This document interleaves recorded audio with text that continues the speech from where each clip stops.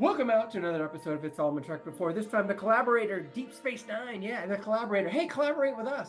Collaborate with us. You can do it on Facebook. Follow us. It's All Been Truck Before. Or collaborate with us in another way with a little bit of dinero, and you get a little bit more involved. The more dinero, the more involved you are, and we want you to collaborate with us. Patreon.com/IABD. That's how you become a collaborator. And we're talking the Collaborator here on It's All Been Truck Before. Welcome out to another episode of It's All Been Shrek Before. Your regular hosts are here. This is Steven. I had it, and it's just that it's ruined now. There's something. Your name is Keith. That's what I was going to go with. All right, fine. I mean, that's evergreen. Jimmy-Jerome. We are here to talk about the Deep Space Nine episode, The Collaborator. Let's give your first impressions. This is a good example of the kind of episodes I've come to really like in adulthood, I suppose. Just it's something that some people would probably consider to be too dry, as far as it's just a lot of political banter and subtext, and that's just, I don't know, that's just gotten to be a lot of fun for me, especially just seeing, the various, especially like a Cisco and Akira, just not quite locking the horns, I would say, with the Bajoran politicians or the Vedics, but just those kinds of smiley conversations with dripping with double meanings and this kind of dance, and just it's a lot of fun. Yeah, I kind of had that thought too, Keith, of like, I actually dug this because, like, is there really any action in it, But I did enjoy it, and as much as I hate Louise Fletcher's character, and if she lived here, I would punch her in the teeth. I don't care if she's a woman. You love to hate her.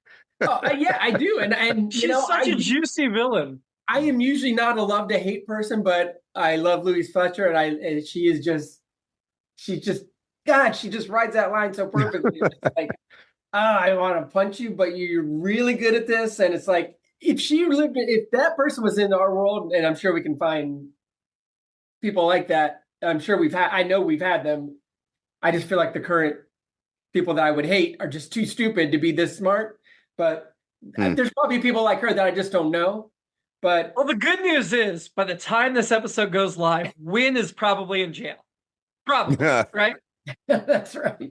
Along with Dolores Umbridge, I keep thinking. This is a super, probably not a negative, but just a general thought that there is this thing now, though, within these Bajoran double cross kind of things, switcheroo.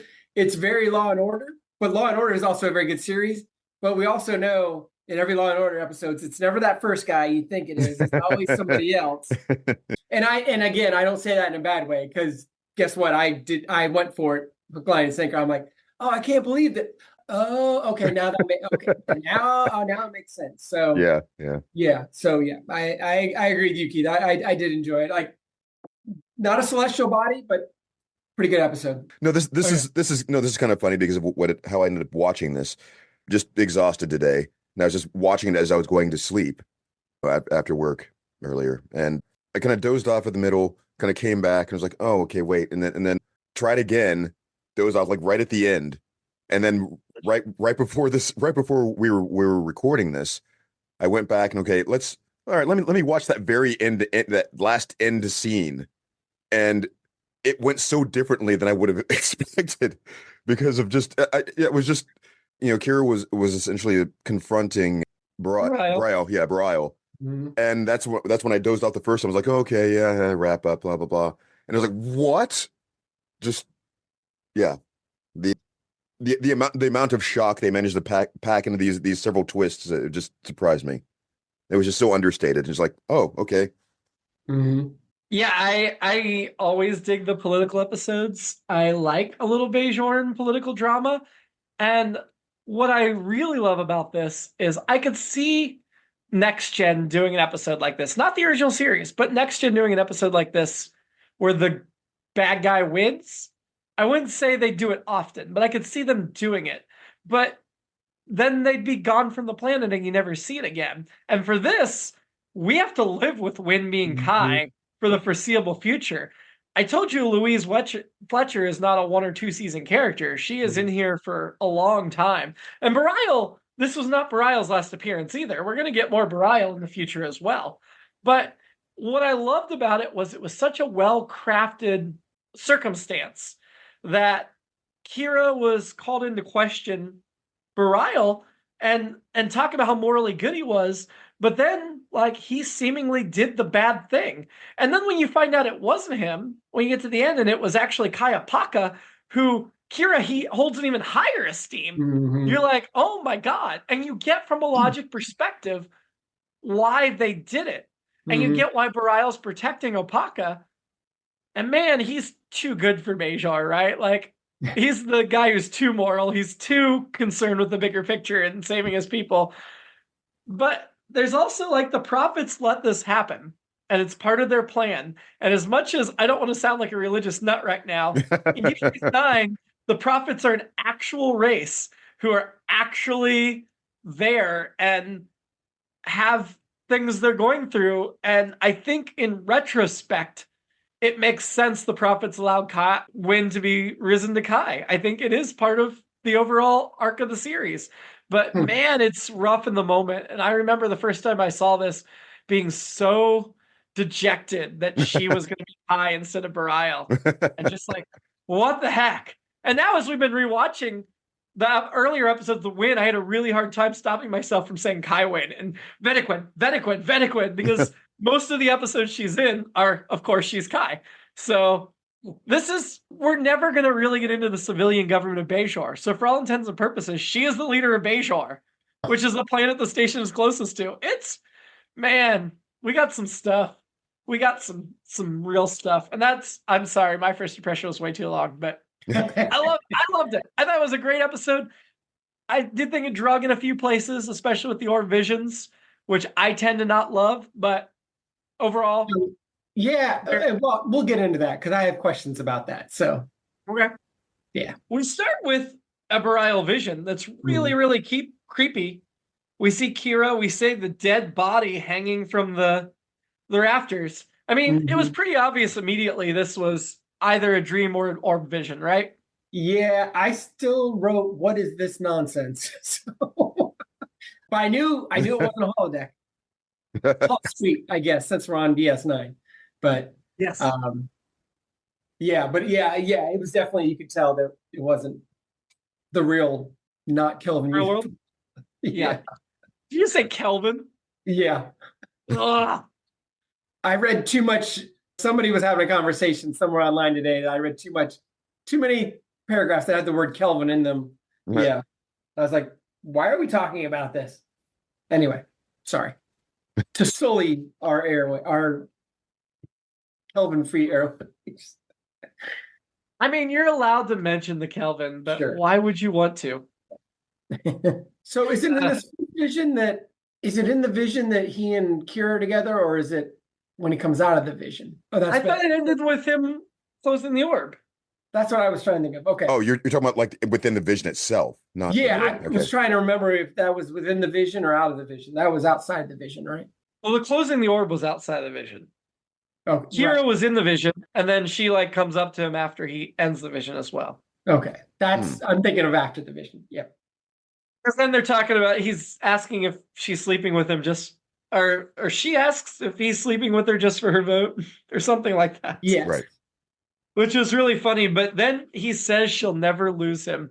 And between that and the visions of himself hanging, I'm like, oh crap. I knew he wasn't going to die in this episode, but at the beginning of this episode, I was like, am I sure he's not going to die in this episode? Because they're telegraphing it hard. No, I know he doesn't die in this episode. I know he doesn't. But I was still kept going back and forth like, they're really telegraphing him dying. Oh. Anyway. Is Opaka still alive? Yes, because she's on that planet in the Gamma Quadrant. Oh, remember? That's where she died and then came back to life, but she can't ever leave the planet. Which, seriously, like, why don't they?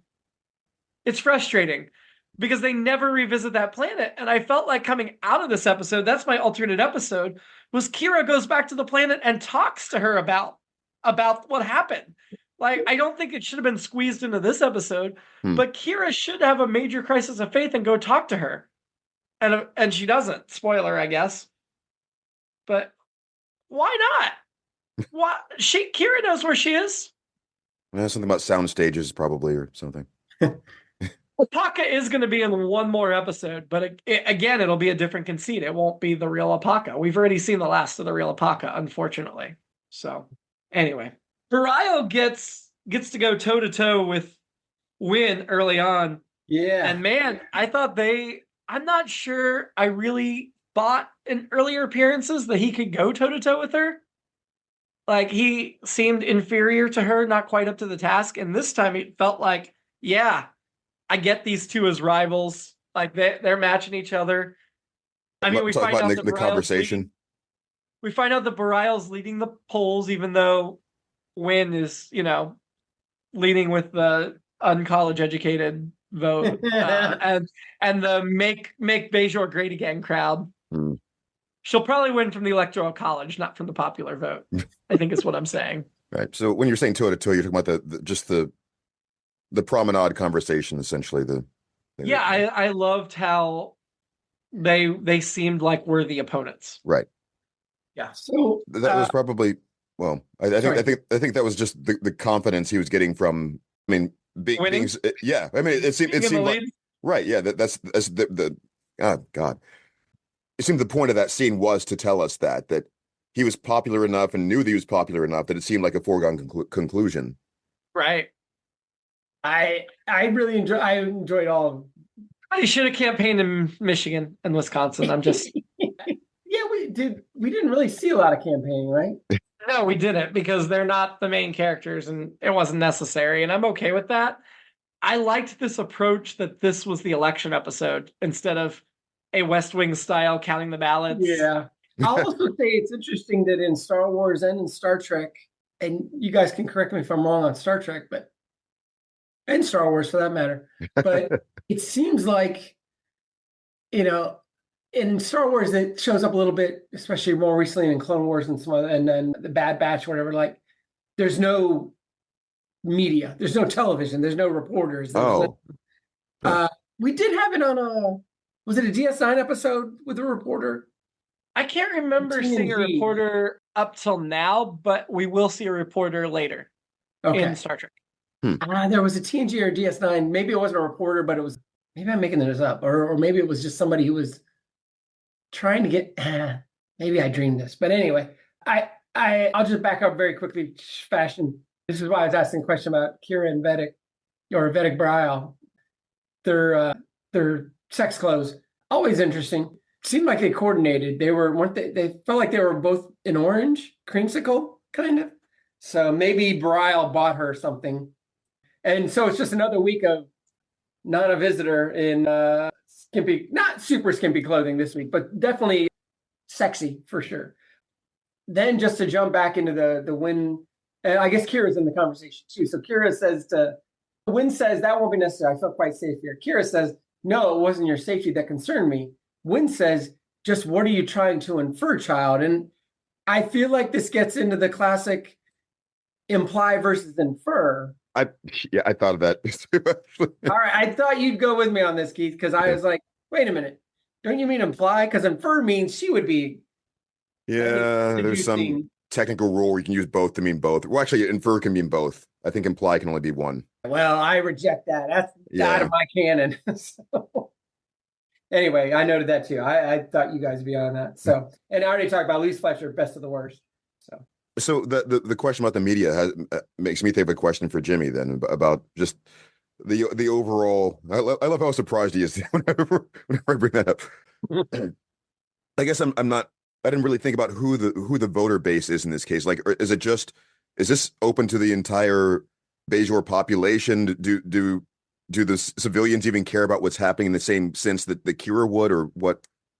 Or who's voting? I think it is. I Googled because I wasn't quite sure, but the Kai is chosen in an election held by the entire Bajoran people. Though typically candidates come from the Vedic Assembly. So it's kind of like a new vote for Pope, but everybody gets to vote on who their new Pope is.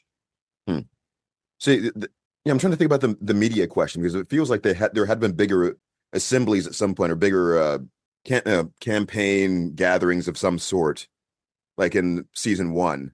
I don't know. I mean, we definitely saw like some rally on the station in season 1. Yeah, with Kai and where she was trying to turn the public against Keiko, who has been missing all season and did not come back for this. Keiko is in DS9 so rarely. It's a little bit frustrating. I think DS9 has more Star Trek journalism than any other Star Trek show. We just haven't got to anything about it yet. It's not a lot. It's still a little bit, but there is definitely some journalism in DS9. And in Star Trek Generations, the film that's coming up, we're going to see a press pool, a bunch of reporters and camera people. Just briefly, like it's not a plot point. I don't think that's spoiling anything, but we do see a press pool. So they still exist. They still have cameras and media and that kind of thing. I was just about to say, because it doesn't seem like you ever see anybody watching TV or anything. I mean, you would think that like even on, especially like the promenade, you would have something up, like a Times Square kind of, this is the future. It's interesting. You don't really, how are they consuming anything? You know what? I might be thinking of a Lower Decks episode. Was there a Lower Decks episode?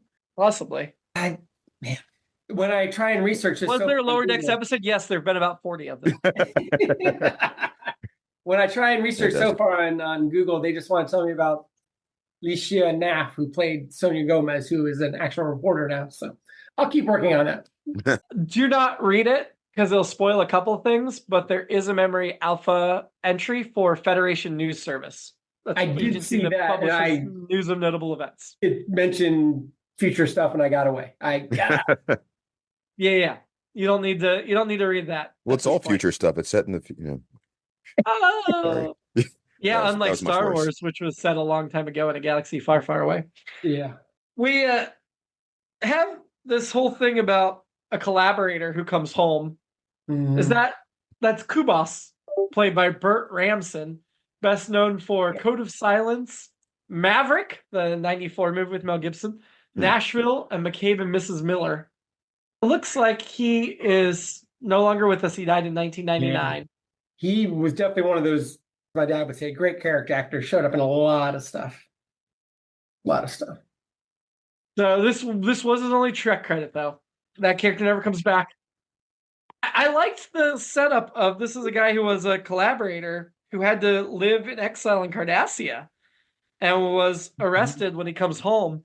There was a look between him and Winn as they arrest him that looked very telling, and I don't feel like the rest of the episode paid off that look. I know they have a meeting and whatever later, but I think in the moment, he probably isn't even thinking about talking to her yet. And so it's a little bit like, oh, this is just a TV thing to telegraph who the villain is and whatever.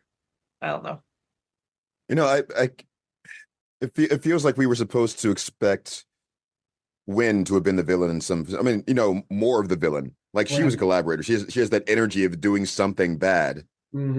It feels like something that would be out of character for if you really think about it, but at the same time, it feels like it should have been pinned on her in some way, like or that she was even, or this whole thing was just a setup. They keep telegraphing that like he's just making this up for, Actually what?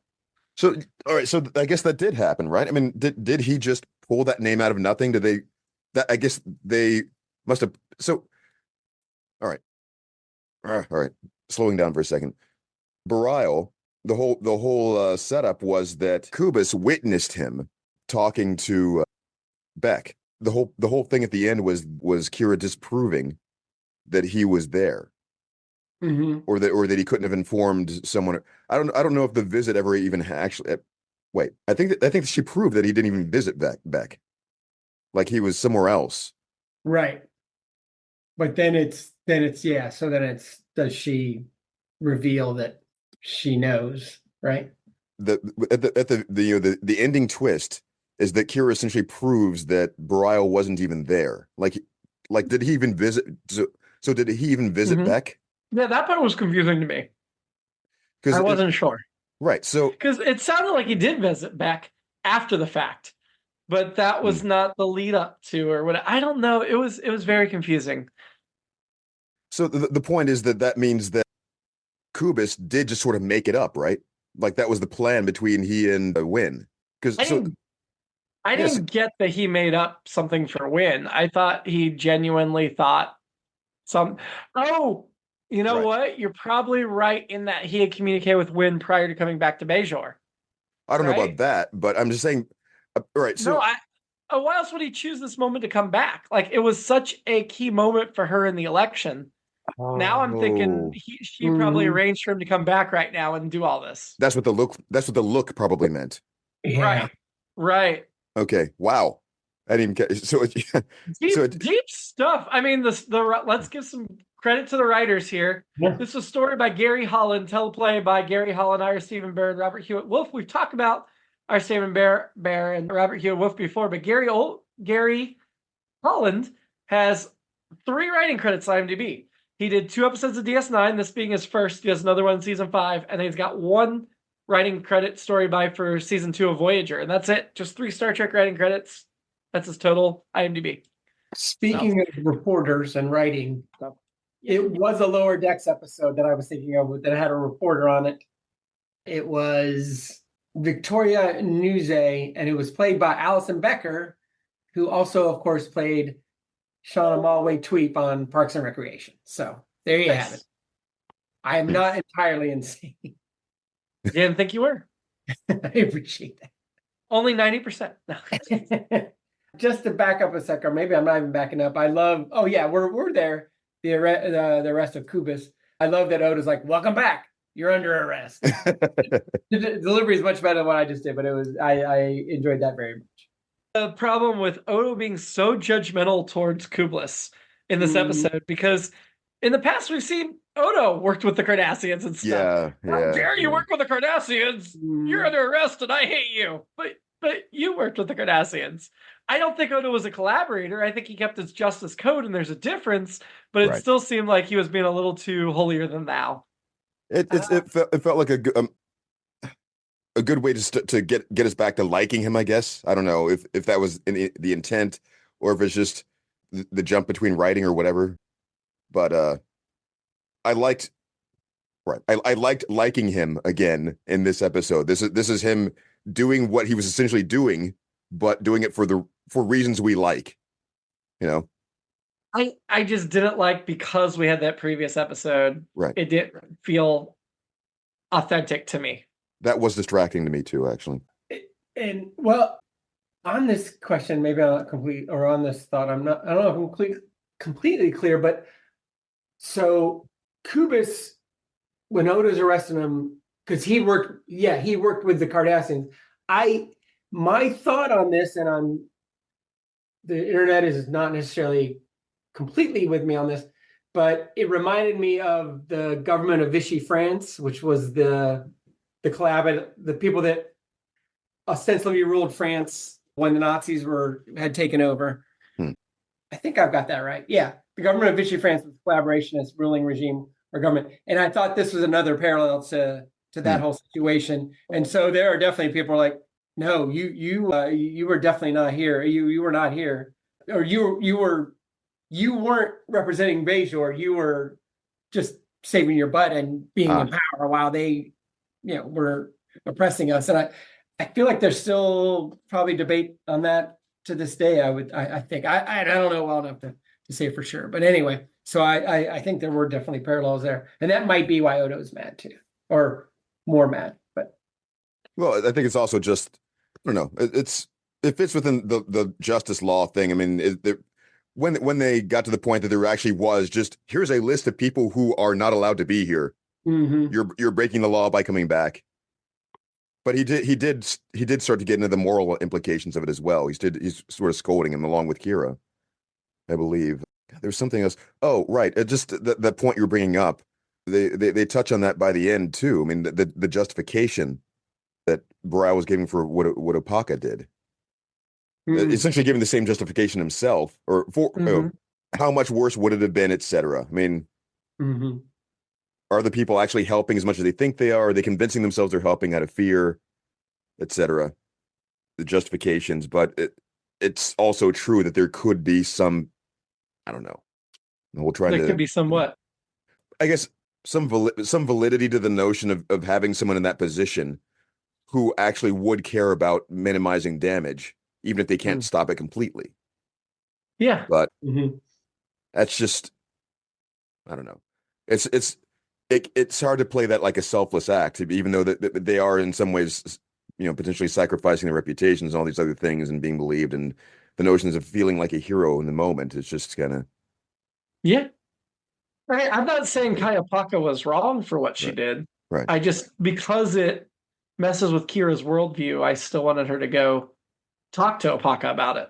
Well, Yeah. Well, the problem I'm having more is the real world implications. Is we keep making the comparisons to Nazi occupation and so forth, or any of the other kinds of oppressive regimes where the sorts of things were happening, which it's commonplace. It just seems like the standard operations for people occupying, colonizers going in and having to get helpers and liaisons and other people who are put in those kinds of positions. So, absolutely. yeah. Before we actually had that last scene with Odo, though, we did have a second vision when in the orb, and we saw Barial as Kai, and he wore a very different outfit than Kai Opaka. Very interesting that Kai Winn wears the same outfit, but I guess you could explain those as the prophets, blah blah blah. But they made Kai Opaka's costume, and then both the other actors were too tall, so they made a new Kai costume, looks totally different. We're just making one. Louise Fletcher and what's his name, Philip Anglin, both have to fit in it. That was my interpretation of the way that worked. But there was also a snake in that second vision, and of course I was thinking, snakes. Why did it have to be snakes? But Opaka tells Bral to let him bite him, which I was like, so that's like Opaka telling Barial to take the fall for her, essentially, right? So the prophets wanted Barial to take the fall. So again, I think the prophets were in the bag for Winn as Kai. So that's a good place for a question for me and perhaps some of the other lay people in the audience as a reminder. So is that the significance of there having been an orb, which I completely missed at the beginning? Is that the way that he communicates with them? Is he's inducing a vision to actually speak with the living prophets from some other place? Yeah, and that was before they even knew the wormhole existed. They just took on faith the prophets were real. But looking into an orb is a long honored religious experience among the Bajoran people. So he seeks guidance in the orbs. And then when they're done, they just close it up and I guess it's like like meditating in a way. Yeah. Whenever the vision's over, you can just close the orb. Yeah. So how often does he have to do it? It seems like is it a daily occurrence? Is a scheduled thing? Is like, you know what? Well, this is my allotted time. I have to do this. I have to check in. I don't think he has to do it a certain number of times. I think he was seeking guidance because this important occurrence was happening, and he wasn't sure what to do, especially once things started to be uncovered. So I think he was seeking their guidance. We know that there are like 9 orbs total, and they've only found 2 of them. So it's not like there's an orb in every temple. Like orbs aren't common, and only those Vedics would have access to them. Sisko and Winn have a fantastic conversation where she's like, I don't think we're quite on the same. I think people see us as something different. And Sisko's like, enemies? Because we're enemies. And she's like, no, we're not, emissary. He's like, really? Why aren't we enemies? Because we're enemies. And I loved it so much. And I liked Sisko asking Winn to publicly support the Federation membership. And then her saying, well, sure, but you need to do this for me. She actually had the gall at this point, even knowing Sisko a bit as she does, to ask for a quid pro quo. And it is not a Jared Kushner or a Alexei Naval or whatever. I don't remember the Putin's people's names, but yeah, he would not take the quid pro quo, which I loved. But I also enjoyed the tag on the end. I mean, so she's trying to use him for the election. He pledges to stay neutral. When she wins, her little message to Kira about, tell Benjamin that we're going to have to postpone our joint press conference. Like, oh, so she's not even going to pretend to make peace with him now that she's Kai. She purely was just trying to use him for the moment, which you figured, but you'd also think even after she's elected, she'd still want to be in the emissary's good graces. But nope, she's done. Well, maybe just postponing. No, that was not a postponement. Oh, I dug the hell out of that scene with Cisco and Winn. Two amazing actors. It's great. Winn grants Kuba's sanctuary, which brings in the whole mystery of the massacre at Kendall Valley, which I liked the name. I liked the massacre at Kendall Valley. That sounds like something. I want to know more about it. And then Opaka's son was killed in an ambush there. I like that little tidbit and the fact that when everything's tied together later, like you don't ever suspect Kai Opaka because that immediately rules her out of any suspicion, right? That her son died. Right. Just like, ooh, ouch. Well, it also highlights that it wasn't a selfish act. Yeah, it wasn't. Oh, it definitely wasn't a selfish act. Wasn't a power grab. Wasn't some sort of cowardice. It was just. And maybe that's why they chose not to have Kira go visit her after, because it would have to be a relatively brief conversation about you betrayed the rebellion. Yeah, but I sacrificed my son. What you got? What else you got, Kira? Okay, Kai. But yeah, I still wanted to see that. But yeah, you're right, Keith. It really sold home what the purpose was, for sure. So, since we're up to that point where the granting the asylum and so forth, it's going back to the other point of this. So this is probably fabricated from whole cloth, just out of nothing. It sounds like. What was Kubus' story?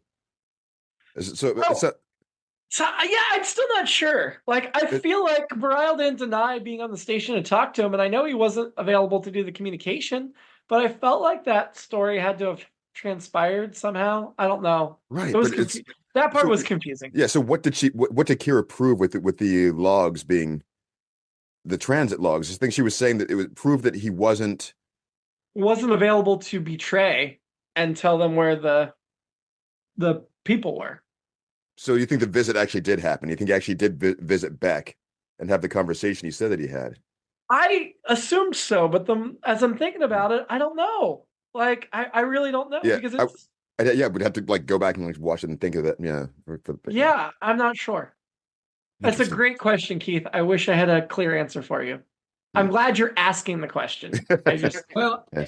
And I wrote down at some point who's zooming who, and I like that aspect of the episode and these episodes.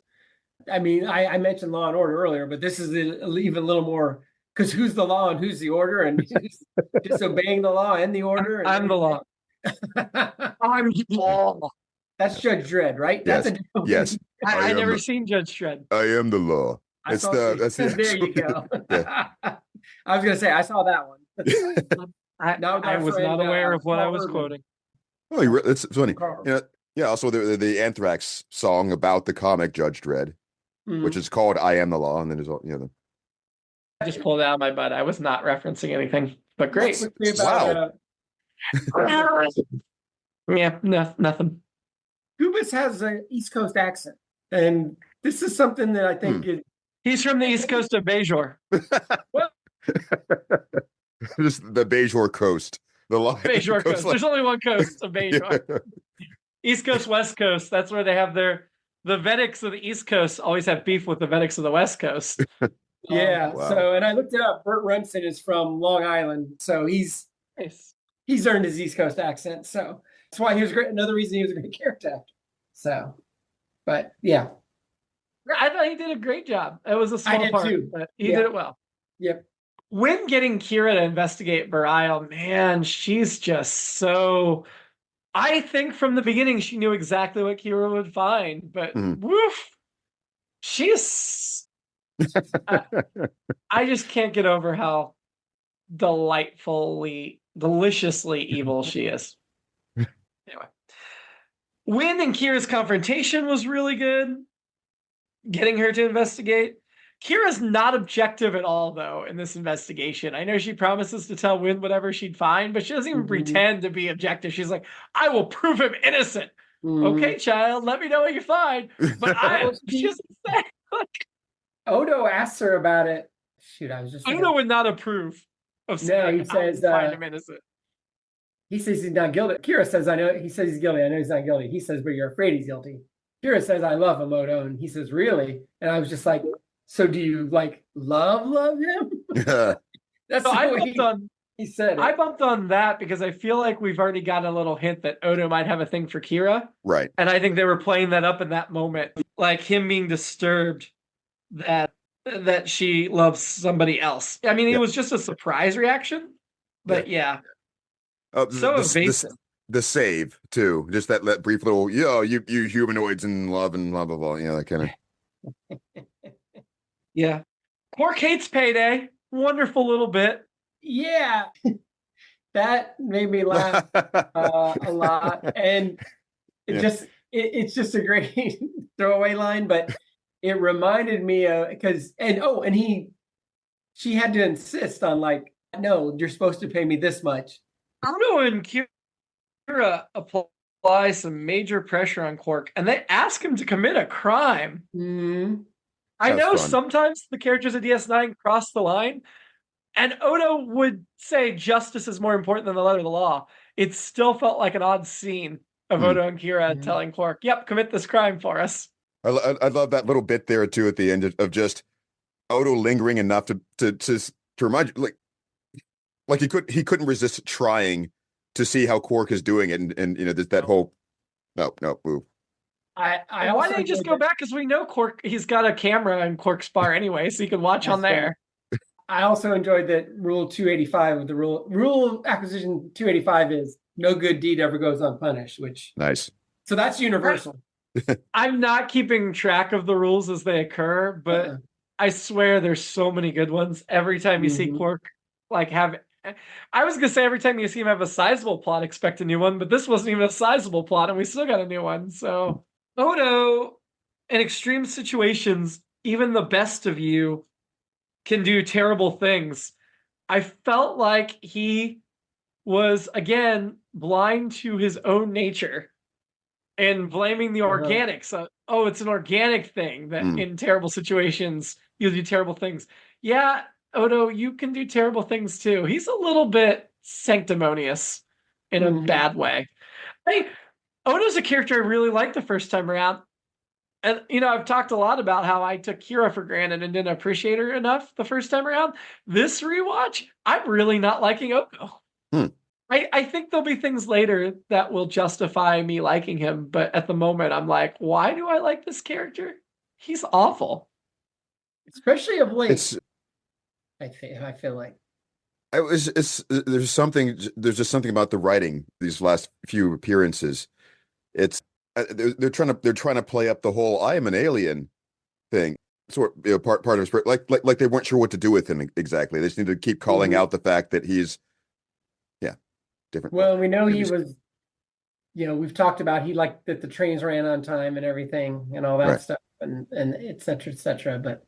Well, but in this one, I mean, it's more like I'm a green-blooded Vulcan writing, like having to say it out to the audience every so often. Vulcans never lie. Yeah. Right. Klingons appreciate honor. Right. Yeah. You humanoids are so weird. That. I did look to see if there's a place where, and I'm sure, and maybe there's another place, but at least within the Star Trek canon, not all 285 rules have been listed. No, they haven't been. Many have, and then there are some beyond the 285. So there's some. Some of these are novels too. And I think they may have added some new ones in Lower Decks or something when the Negus ROM appeared. Yeah, they're including Star Trek Online, so they're just pulling in from anywhere. So okay, I haven't played Star Trek Online at all, so I'm not up on that. Yeah. I would like to. I hear it's great. I hear they've brought in a ton of the cast members from over the years to reprise their roles. They have rule 0 of the rules acquisition. What the Nagus wants, we acquire. What's the credit for that? We've hit at least once. Right. But where was that one mentioned? Does it give it a source? It's Star Trek Online. Had that online. One. Okay. Yeah. But the Nagus now is Rom, so he's not awful. Yeah. I feel like that's spoiling because I know you saw that Lower Decks episode. I did. Yeah. Yeah. So Rom will eventually become the Nagus. Yeah. How we get there is years down the road, but he'll get there. Anyway, O'Brien implicates Bareil in his little research. Man, then we get another orb vision, and I wrote down, man, these prophets are horny. There are so many like sexual things in these orb visions. Yeah. Constantly, like Barial's making out with Winn in this one. I was like, whoa. Yeah. And then Kira stabs. They're just horny prophets. Well, that does raise the question, of course. Is it really them just bringing these things up out of nowhere, or is it them just trying to use things that he would understand or reaching to his mind? And he's. Well, we know know. they reach into the mind, right? Because they brought up the Cisco metaphor, the baseball metaphor for Cisco, because Cisco likes baseball. Right. Yeah. So you're saying Barial is a horny man, and Yes. that's why the prophets keep showing him sex. Yes. Well, he is a religious leader, so that Yeah. Well, I guess if they're like Roman gods, those guys were horny as hell. So yeah. I love that Keith was super tickled by my observation that he's a religious leader, so he must be horny. God. I mean, he is actively visiting Kira too, so. Well, that's true. He's dating Kira, he's going to have sex on the brain. Barial withdraws from the race to protect Opaka. Look, I know you want to protect Opaka because it's what's best for the people, but really is allowing Winn to be Kai what's best for the people? Yeah. I mean, I feel like there's got to be a conflict there where he's got to at least consider not protecting Opaka under these circumstances. You think that's our 2024, knowing what happens when we let terrible people? Not that it hasn't happened before. Like I said, by now, Winn is definitely in jail. Definitely. I wrote down, just to go back to us talking about the horny gods and the is it the orb? Is that what we're calling it? That they look into? Prophets. Yeah, they speak through the orbs. Yeah, I wrote it's a vision. Is it a vision quest? So do they have to take ayahuasca or something?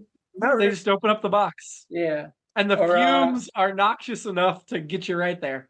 Peyote is the other. That's what I was thinking. I guess there's some similar things. No, it's all fumes. I assume. No, just think of the drug Iopaka. Which is just a horrible pun, but yeah. Oh, speaking of those visions, it's not good, but it's interesting that nooses still big in the 24th century. They have not gone out of style. Well, didn't we see in Star Trek II, The Wrath of Khan, the people hanging from the rafters of the space station? You're right. That's what I immediately thought when we've got another noose from a space station rafter. But they killed them and hung them to hide, maybe not to hide them, but I don't think they hung them to kill them. They just hung them to hang them. Right. You may be right there. To display as a warning or as a trophy. Yeah. I mean, that's what I do with some of my victims, is just hang them to scare the family. Only some. Just some. Some don't have families to scare. So. Oh, I thought you meant your family when you said it. You send two of theirs to the morgue. So Winn becomes Kai. Was that surprising to either of you? No. I mean, no. You thought Steven? You thought she had a good chance of winning? I thought she was going to win even before this happened.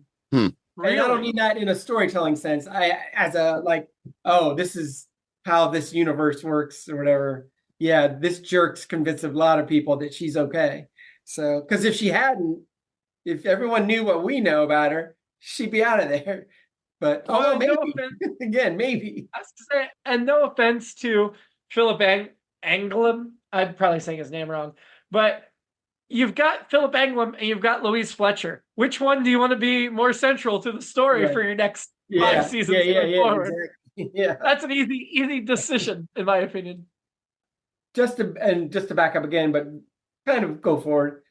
I did write that I agreed with Kira when she's like, something doesn't add up here. I'm like, so maybe I wasn't completely buying into that this was the end.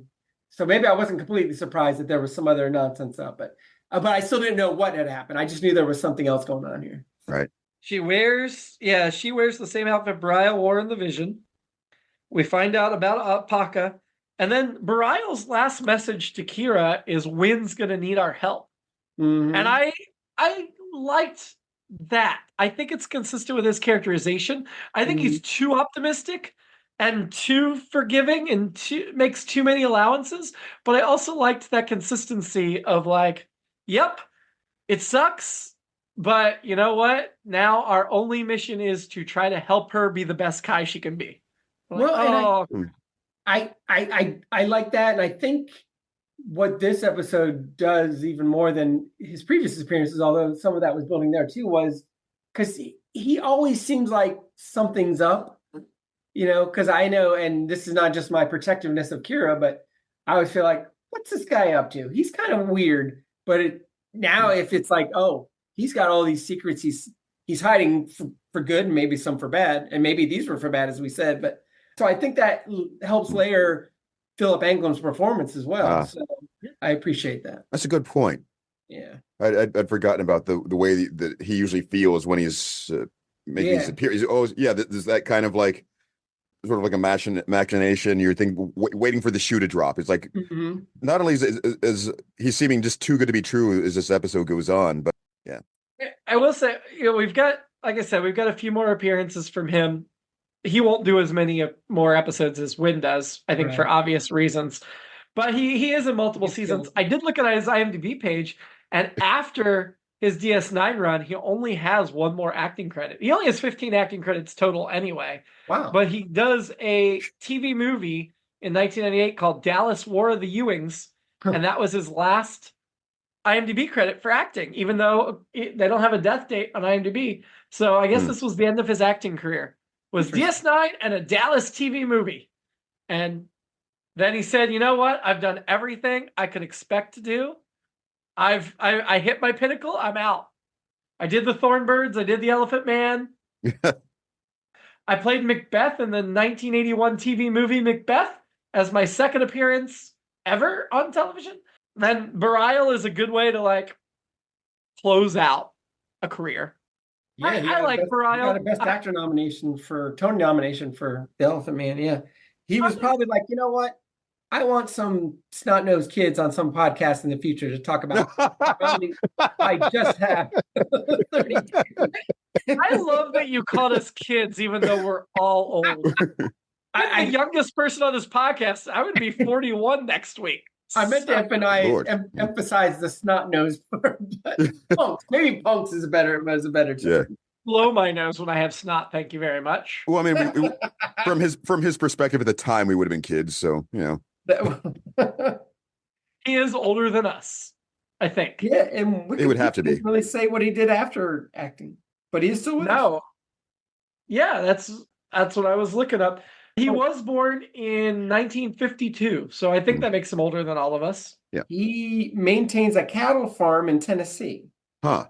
I was going to say, I just assumed he had some children and it was just, that was it. Well, he also founded the Lewis County Children's Fund to help children in the area around the cattle farm. Oh, but don't read his Wikipedia page. Close enough, I guess. No, I'm on the Wikipedia page, so don't. I am too. I don't see anything bad. Don't see anything scary. Oh man, he created a children's fund to help children in his local area. If here's might be the worst part on the Wikipedia page. It is now. Do you know who replaced him on Broadway in Macbeth? Also a Star Trek person, kind of. Oh, so that was a Macbeth on stage that was filmed and aired probably on PBS, I'm assuming. Oh, okay. Yeah, that's quite possible. Yeah, Kelsey. Don't keep scrolling down the Wikipedia page because it lists all his DS9 appearances on his wiki page. That'll tell you how many more he's got coming. I blew right. I didn't even. Yeah, I disassociated. Wait, excellent. So otherwise, you'd know how many more he's in. And who replaced him? Kelsey Grammer. From Captain Morgan Bateman. Yeah. From Star Trek: The Next Generation. I don't remember. I didn't remember him being on TNG. Just one episode. He was like a captain from the past that came through a time thing. Okay. Very small, but still. It was a small part, but it was big enough. He's on the cover of one of the novels that they wrote about his character continuing on. But I think that's more because Kelsey Grammer's credentials rather than Morgan Bateman's credentials. Anyway.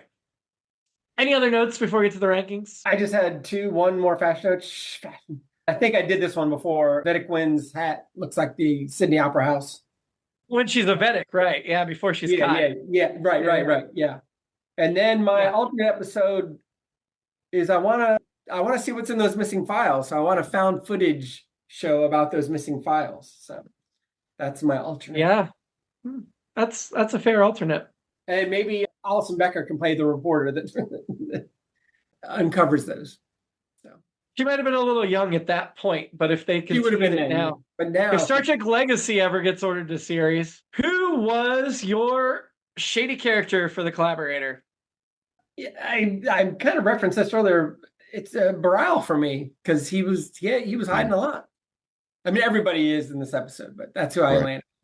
Me too. Even though I think through our discussion we've decided that Winn actually orchestrated the whole thing, which makes her pretty darn shady. But Bareil with his lie and everything, and the fact that he's decided to lie to the public, even if it is, in his opinion, for a good cause, I think that justifies him as being a shady character. Yes. Well, I'm going with Winn anyway. Fair. I'm not going to ever tell you can't go with Winn for shady. Never not shady, yeah.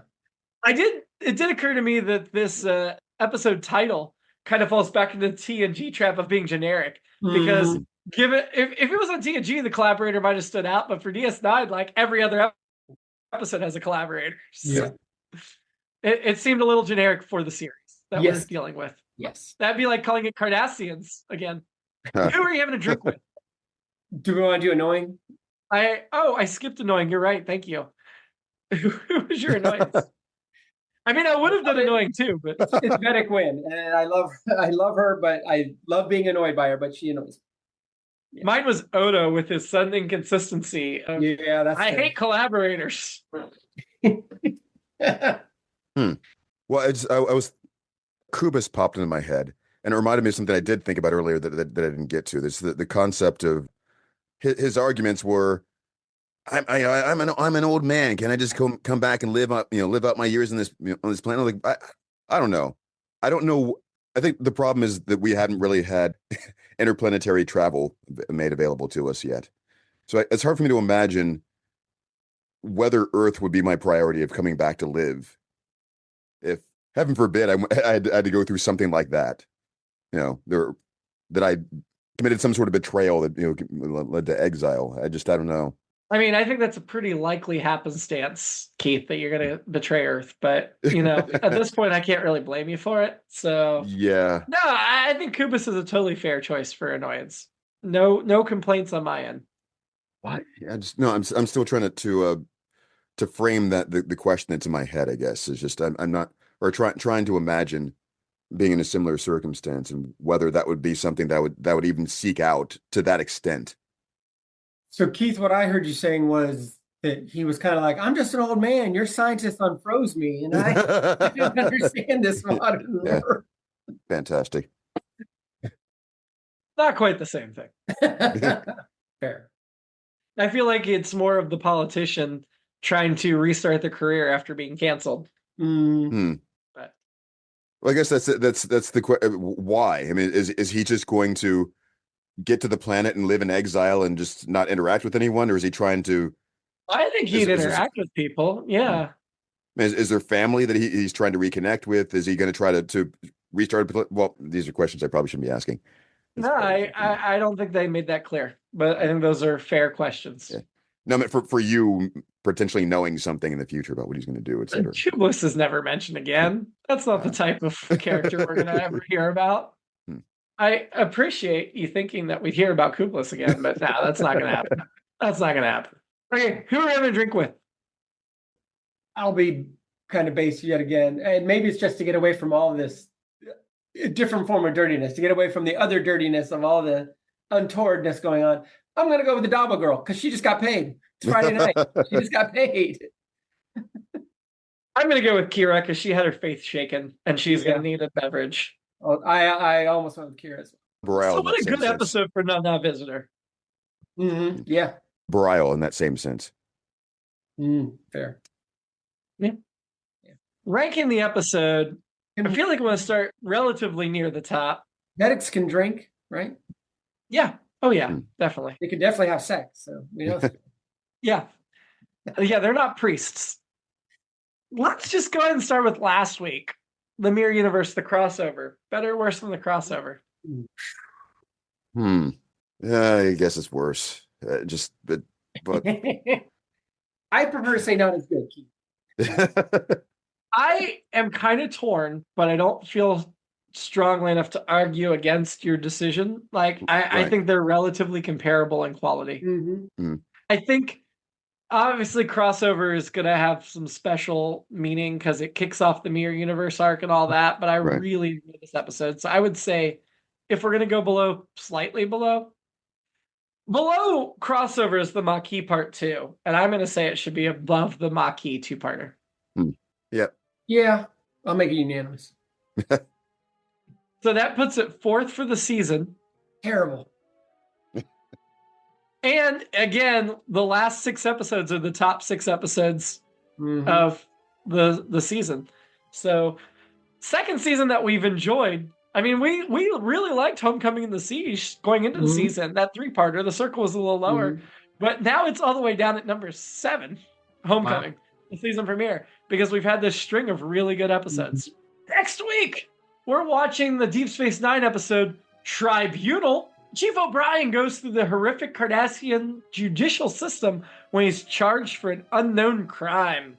I figured to get my comparative legal systems hat on. Until I gotta find it. directed by Mr. Avery Brooks. Oh, all right. Until then, live long. Traitor and prosper.